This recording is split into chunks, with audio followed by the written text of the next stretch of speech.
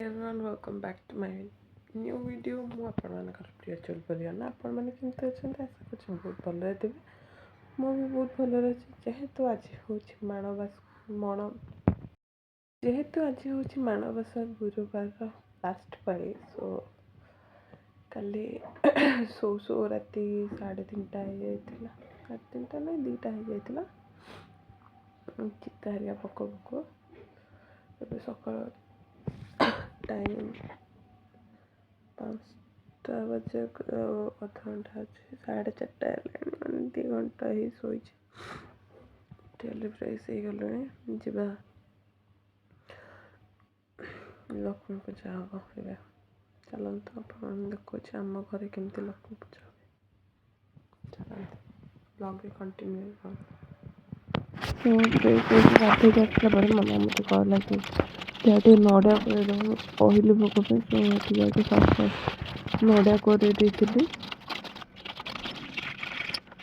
ତାପରେ ଉପରକୁ ଯାଇଥିଲି ତ ସବୁ ଜିନିଷ ପତ୍ର ମମ୍ମି ମାନେ ପୂଜା ପାଇଁ ସବୁ ସଜାଡ଼ିକି ରଖିଦେଇଥିଲା କାଲିଠୁ। ତାପରେ ମୋତେ କହିଲା ଯେ ଚିତା ପକାଇଦେବା। ମୁଁ ଯାଇକି ଚିତା ପକାଇ ଦେଇଥିଲି ଏଠି, ମାନେ ଆମର ଯେଉଁଠି ମାନେ ପୂଜା ହେବ ଲକ୍ଷ୍ମୀ ମାଣ ବସିବ ଯେଉଁଠି, ସେଟା ଆମର ରାତିରେ ପଡ଼େନି, ସକାଳୁ ସକାଳୁ ପଡ଼େ ପୂଜା ହେବା ପୂର୍ବରୁ। ତ ମୁଁ ଯାଇ ଚିତା ପକାଇ ଦେଇଥିଲି। ବେଶୀ ବଡ଼ ଆକାର ନାହିଁ, ଆପଣମାନେ ତ ଜାଣିଥିବେ ଚିତାଟା ମାନେ ଯେଉଁଠି ଆମର ମାଣ ବସେ ସେଠି ଠାକୁରଙ୍କ ଖଟୁଲି ଯେତିକି ବଡ଼ ହେଇଥାଏ ସେତିକି ବଡ଼ ହିଁ ପଡ଼େ। ତ ସେଇ ଅନୁସାରେ ପକାଇଥିଲି ଚିତା। ଆଉ ମଝିରେ ଗୋଟେ ଫୁଲ କରିକି ଲକ୍ଷ୍ମୀ ପଦ କରିଥିଲି, ସାଇଡ଼୍ ପଦ୍ମ ଫୁଲ କରିଦେଇଥିଲି ପୁଠି କରିକି।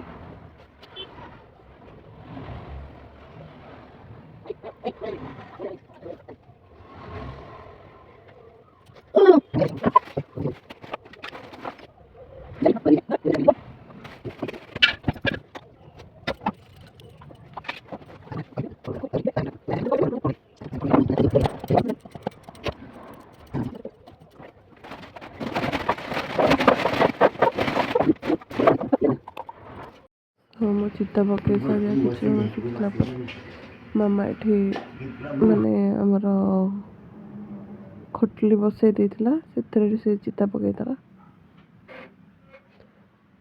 ସେଥିରେ ତାପରେ ଢାଳ ଫାଳ ଯେଉଁଟା ଧାନରେ ସବୁଥିରେ ଚିତା ପକାଇଦେଲା। ତାପରେ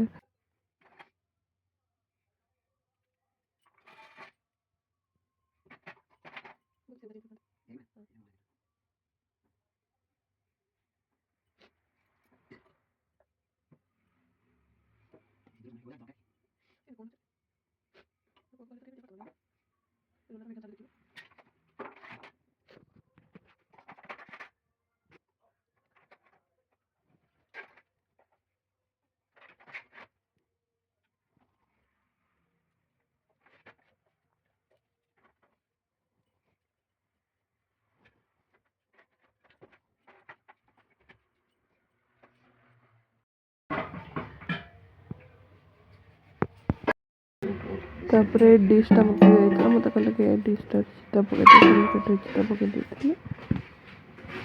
ତାପରେ ସେ ମାନେ ସବୁଥିରେ ସିନ୍ଦୁର ଲଗାଇବାକୁ ଲାଗିଲା, ସବୁ ଇଏରେ ଟପ୍ ସବୁଥିରେ, କାରଣ ପୂଜା ହେବ ନା ସେଥିପାଇଁ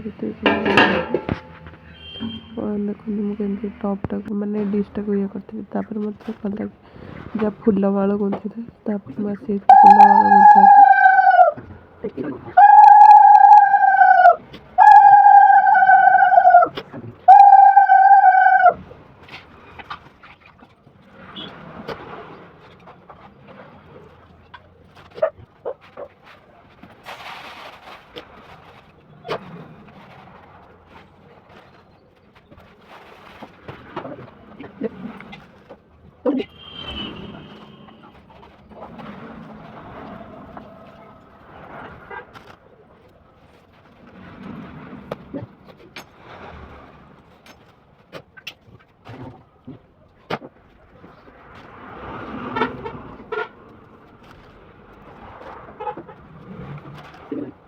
ତାପରେ ମୋତେ କହିଲା କି ମାନେ ପଦ୍ମ ଫୁଲ ସେଇଟା ଆଣିଥିଲା, ଲକ୍ଷ୍ମୀ ମାଆଙ୍କ ଘର ହେଉଛି ପଦ୍ମଫୁଲ ଆଉ ଗେଣ୍ଡୁ ଫୁଲ, ଆପଣମାନେ ତ ଜାଣିଥିବେ। ସୋ ଲକ୍ଷ୍ମୀ ମାଆଙ୍କ ପାଖେ ମାନେ ପଦ୍ମ ଫୁଲ ଚଢ଼େଇବା ପାଇଁ ମମି କହିଲା ପଦ୍ମ ଫୁଲଟା ଫୁଟେଇଦେ। ଗୋଟେ ଧଳା ଆଣିଥିଲା, ଗୋଟେ ପିଙ୍କ ଆଣିଥିଲା, ବହୁତ ସୁନ୍ଦର ଦେଖାଯାଉଥିଲା। ଫୁଟେଇଲା ପରେ ଆପଣମାନେ ଦେଖନ୍ତୁ ବହୁତ ସୁନ୍ଦର ଦେଖାଯାଉଥିଲା। ତ ମୁଁ ମାଳକୁ ତା ଅଧାରୁ ମଝିରୁ ବନ୍ଦ କରିକି ପଦ୍ମ ଫୁଲଟାକୁ ଫୁଟେଇବାକୁ ଲାଗିଥିଲା। ଆପଣମାନେ ଦେଖନ୍ତୁ, ସେଇଟା ଆମର ପିଙ୍କ କଲର୍ଟା ଥିଲା, ଏଇଟା ହେଉଛି ହ୍ୱାଇଟ୍ କଲର୍ଟା। ବହୁତ ସୁନ୍ଦର ଦେଖାଯାଉଥିଲା। ଆପଣ ବିଶ୍ୱାସ କରିବେନି, ରିଅଲ୍ ମାନେ କ୍ୟାମେରାରେ କେମିତି ଦେଖାଯାଉଛି ମୁଁ ଜାଣିନି, ବଟ୍ ରିଅଲ୍ ଲାଇଫ୍ରେ ବହୁତ ମାନେ ରିଏଲିଟିରେ ବହୁତ ସୁନ୍ଦର ଦେଖାଯାଉଥିଲା। ଆପଣ ଦେଖନ୍ତୁ। ତାପରେ ମୁଁ ଫୁଲ୍ ଲାଗିଯାଇଥିଲି ଆମର ଗେଣ୍ଡୁମାଳ ଗୁନ୍ଥିବାକୁ, ବଡ଼ ମାଳଟେ ତିଆରି କରି